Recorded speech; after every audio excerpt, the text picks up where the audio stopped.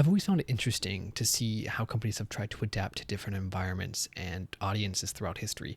I feel like the farther we go, the more people grow tired of being advertised to in general. And with this trend, advertisers have had to adapt to this growing resentment towards advertisements in general, and even having to change for different forms of media entirely.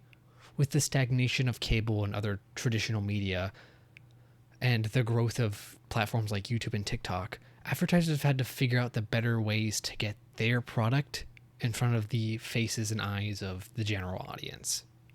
Look at YouTube. As an advertiser, you have a very small amount of time to get your product pitched. Advertisers on YouTube have at least 30 seconds to get their product pitched, if there isn't an option to skip it within 5 to 15 seconds, which, if the viewer is watching and has that option, will absolutely take it every time. And if the viewer can't skip this ad, they're probably just gonna ignore it and scroll on their phone till the ad's up. That's what I do, at least. Compare this to traditional cable and media, where you have to wait minutes upon minutes of advertisement just to watch your favorite show. Now look at YouTube. A large number of their audience just expects for their ads to be a minute at most. This kind of results in a larger disdain for ads in general, and the longer they are, the more people find them annoying. It makes going back to platforms like traditional cable damn near impossible for people who've grown up or grown accustomed to the environments that have arguably less ads. Another platform that has completely changed how ads are shown and even made is TikTok. It's an entirely different platform that has forced advertisers to completely change how they approach making an ad or presenting a product. It's interesting to see how TikTok has forced advertisers to think about how they can make an ad that someone can literally just swipe past.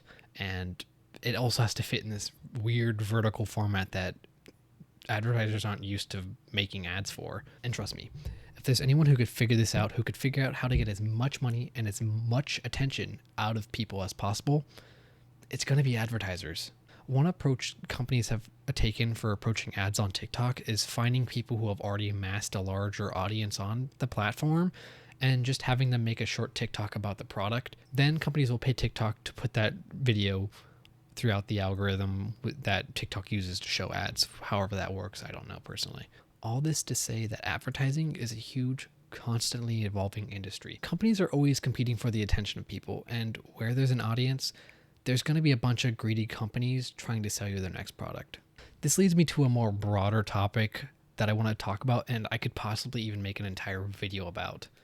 Ads have been getting weirder. Advertisers have learned that the crazier you get with an ad, the more people are going to talk about it, which results in your product being in the public's mind. You're probably wondering where this is going.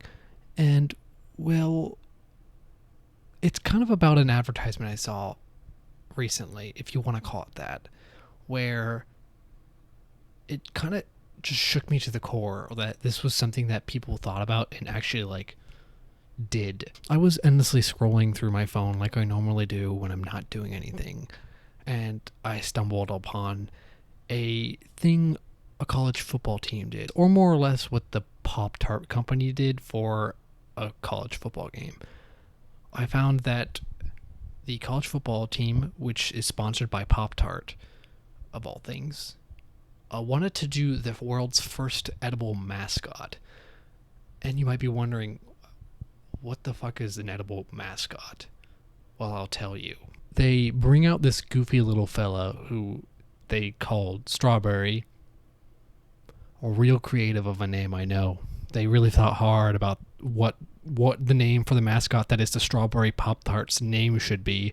Let's call him Strawberry. They bring this little guy out and he does a little dance. He's the mascot of the game, I guess. And I guess they're constantly talking about how they're going to eat him at the end of the game. The winners get to eat Strawberry the Pop-Tart. And the game finishes and they have Strawberry doing a little dance with a sign on top of a comically large toaster with a sign that says, "Dreams do come true." And Strawberry is slowly lowered into this toaster, and they cook him. They cook a living mascot, and after he's done, a little side at the end of the toaster, it opens up, and his cooked body is pushed out from the hole, and the team begins to devour him. They rip off what I can only assume is his skin and just devour it. It's like a scene from a horror movie. It's horrifying. I have never been so shocked in my life when I saw this. I'm like, there's no way they did this. There's a scene where the player and coaches are just ripping off his icing flesh, and just eating it and throwing it to the crowd, and people are cheering and laughing. This is a fun event for them. But mere seconds ago, this was a living being. And like, I don't know what they were going for. I guess the frosting was just, it's frosting underneath. It's a fun design. But it looks like flesh. It looks like the Pop-Tart flesh that has been left behind. And all the remains that can be seen is just one eye that the players, I don't know, just didn't want to eat. And the corpse that they left. Who the fuck thought of this? It's not the craziest ad I've seen. It's not the wildest ad I've seen. But like, who needs an edible mascot?